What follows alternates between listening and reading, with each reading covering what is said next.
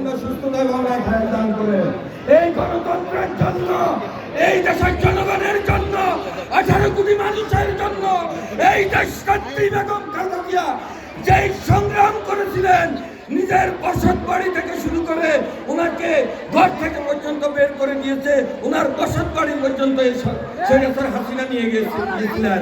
অতএব এই গণতন্ত্রের জন্য যে সংগ্রাম করেছিলেন, এই গণতন্ত্রের মা বেগম খালেদা জিয়ার জন্য আপনারা সবাই দোয়া করবেন।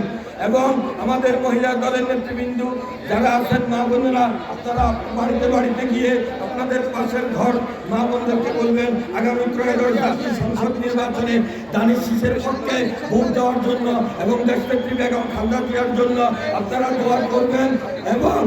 এবং আমাদের ঢাকা মহানগর দক্ষিণ বিএনপি সিনিয়র যুগ্ম আহ্বায়ক হারুন ভাই রামগঞ্জের লক্ষ্মীপুরা গ্রামগঞ্জ আসন থেকে দানিশ শীষের মনোনয়ন প্রত্যাশী, এবং ওনার জন্য দোয়া করবেন।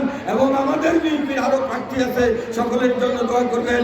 আপনাদের সকলের সুস্বাস্থ্য এবং দীর্ঘায়ু কামনা করে আমি আমার সংক্ষিপ্ত বক্তব্য আজকের মতো এখানে সমাপ্ত করলাম। খুদা হাফেজ। বাংলাদেশ জিন্দাবাদ। শহীদ রাষ্ট্রপতি জিয়াউর রহমান হোক, বেগম খালেদা জিয়া হোক। ধন্যবাদ সকলকে।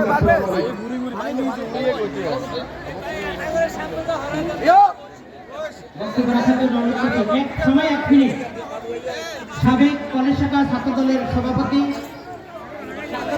বিলাল হোসেন বাবুকে 1 মিনিট বক্তব্য রাখার জন্য অনুরোধ করছি।